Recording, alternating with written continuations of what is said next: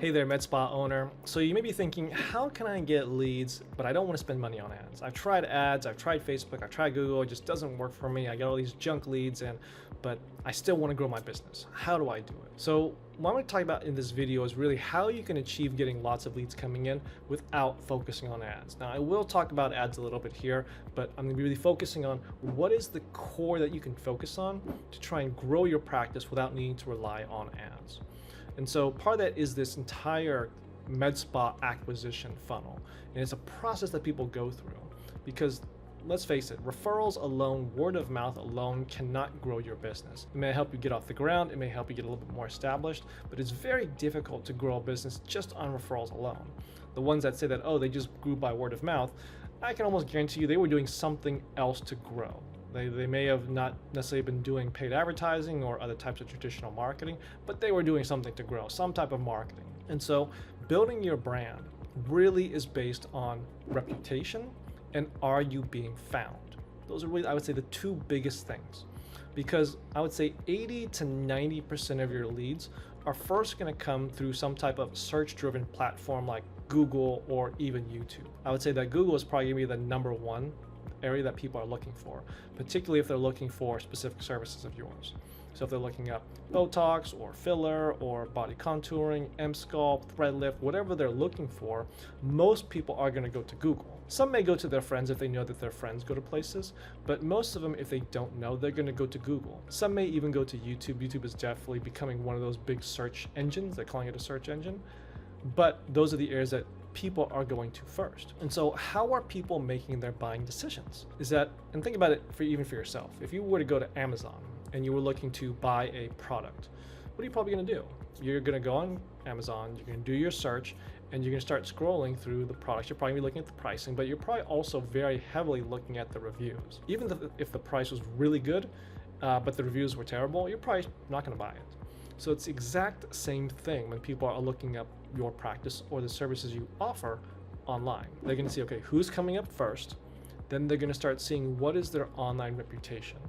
And based on that, that might be all they need to make the decision to start calling you ahead of anybody else. Now, there's situations out there where there's one practice that is just head and shoulders above everybody else when it comes to online reviews. That is the person that you want to be, because 95% of all the search traffic is going to go to that practice. They're going to call that practice first. We actually helped one practice do this exact same thing. They're up in Oregon. And when we started with them, they were pretty good. I mean, they had over 100 online reviews, a good review score, but they've been around for a long time. And it took them all those years to build up that review score.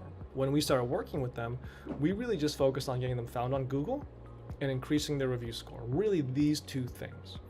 And they went from about 100 reviews to almost 300 reviews. And they got those extra 200 reviews in about a year's time.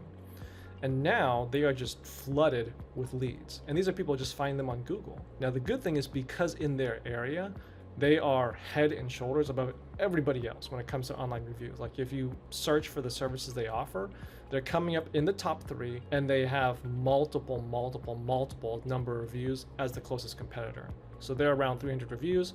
The other competitors are maybe 20 or 30 or 40. So no matter where they're showing up in that top 3, everyone is going to be calling them first. So they've really grown their practice just by this one channel. They haven't had to do any ads.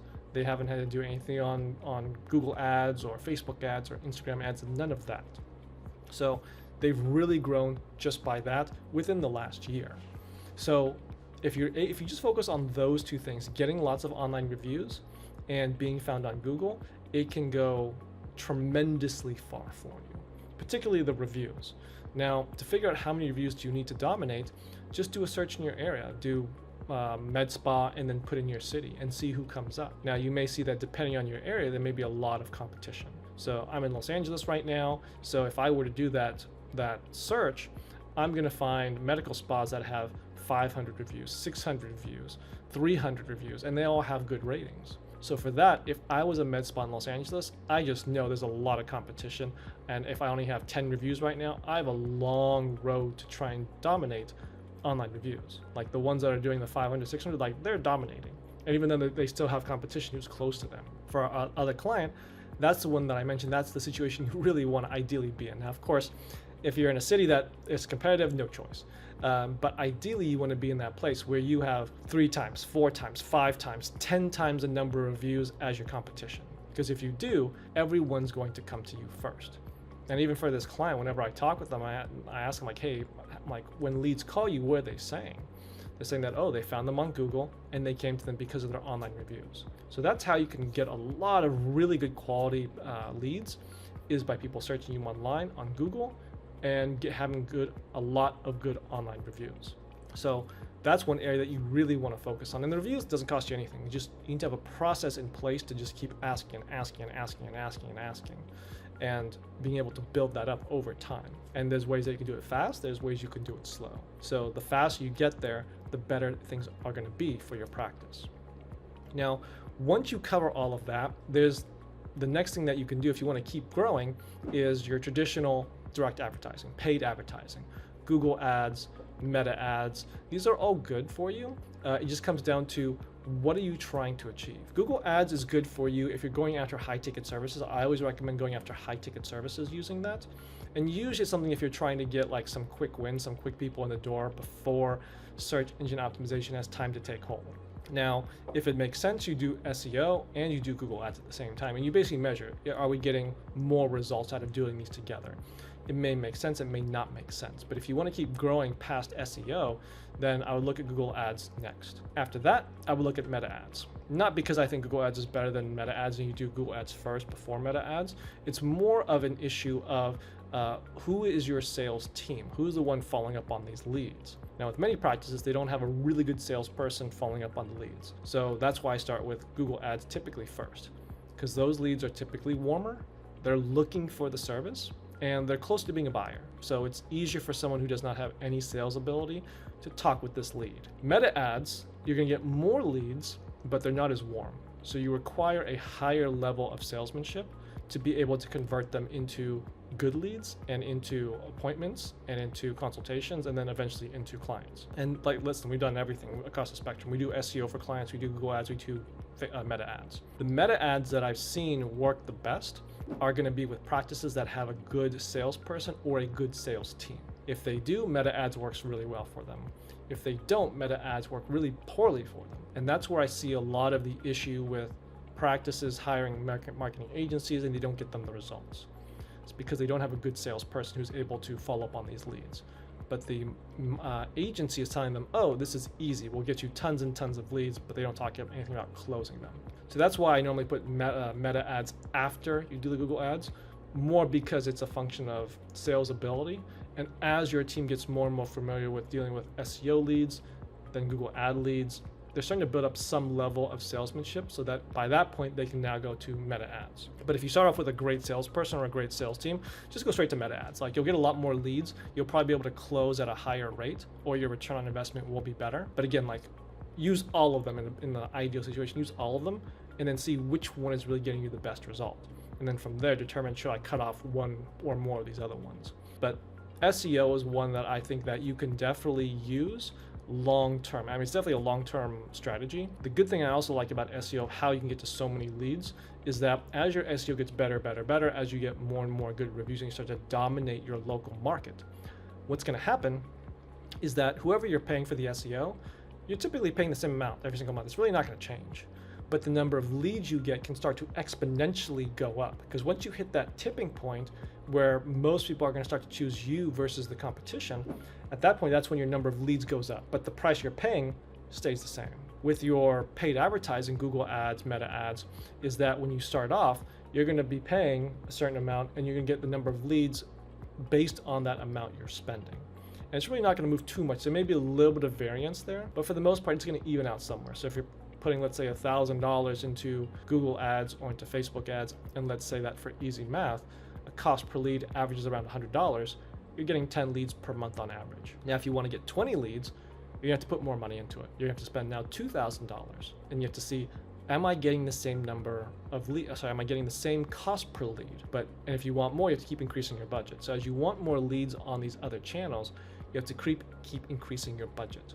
But for SEO, you're typically not increasing your budget, but you are getting more leads because of it. So that's how you're able to exponentially grow your practice when you start to dominate your local area from a Google search perspective, and also from an online reputation perspective. Now, I understand that if you don't have the cash flow for it, it is tough to start doing some of these channels. And also when you're first getting started, you need people coming in the door. You can't wait to try and dominate your marketplace. So in situations like this, is that if you are just new and you need people coming in the door, then I would look more towards the advertising strategy in those channels, Google ads, meta ads, because that's going to get you people coming in fast or faster than trying to rank with SEO. Now, if you've been around for a while, you just haven't done much from a marketing perspective, search engine optimization can work well for you just because you've been in business a long time, and Google's going to give you credit for that, even if you haven't actively been doing SEO. Just by the nature of you being around for a long time, you will get credit for that. And especially if you've just gotten reviews over time, not with any plan, you just happen to get them over time, then you may already have a shortcut to that strategy. So again, part of it depends on what cash flow do you have, how long you've been in business for, and what have you done previously for your marketing. But again, cash flow is going to be the number one thing. Do you have the money to put into these marketing channels? And can you wait until you start to dominate the market? But I would always focus on that Google map pack is what they call it. Like when you do a search on Google, they're going to show like a local business.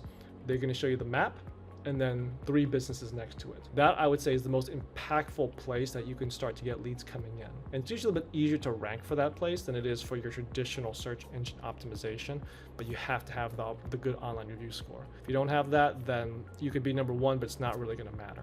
If you want to have impact without ads, that's the number one thing is that local map pack. After that, traditional SEO where your website is ranking, that does take longer. I would say at least 6 months you want to give it. From there, you start looking at your paid marketing channels, Google ads, meta ads. From there, you can start looking at some of the organic methods. So posting on social media, which I don't think is a very good strategy now. You can do, you have to put some money behind it. It can still work, but you have to put some money behind it. So it's almost like it's ads at that point because you have to put money behind it. Putting content out there also can be very important, but it's typically not going to be the biggest function of bringing leads in. It can definitely be supportive, but it can take a lot of time if you don't have a process in place. The good thing is that AI has really changed over the years, and so now AI can do lots of things for you that may have taken you hours and hours and hours before. Now you can do it in a fraction of that time. It's just a matter of putting together that strategy and that process of doing it. The tools are there, the technology is there, it's just a matter of putting it all together. So you can do it yourself if you really want to invest in it, or you can have an agency to do that for you. That's really kind of up to you. But if you want to have impact, it's local search, reviews. And if you are brand new, then you have to look at ads, paid ads. Really, there's no other way around it if you want to get something faster happening for you. But hopefully that helps you figure out how do you get more leads on a monthly basis without ads, and how you can use ads to accelerate what you are doing, or depending on your situation, if that's going to be the better option for you. Now, if you need help with this or if you have any questions, our team is happy to help you. There is a link below this video. We can book a call with our team so they can walk you through this, answer any of your questions you have. But in the meantime, wishing you the best of success in your practice.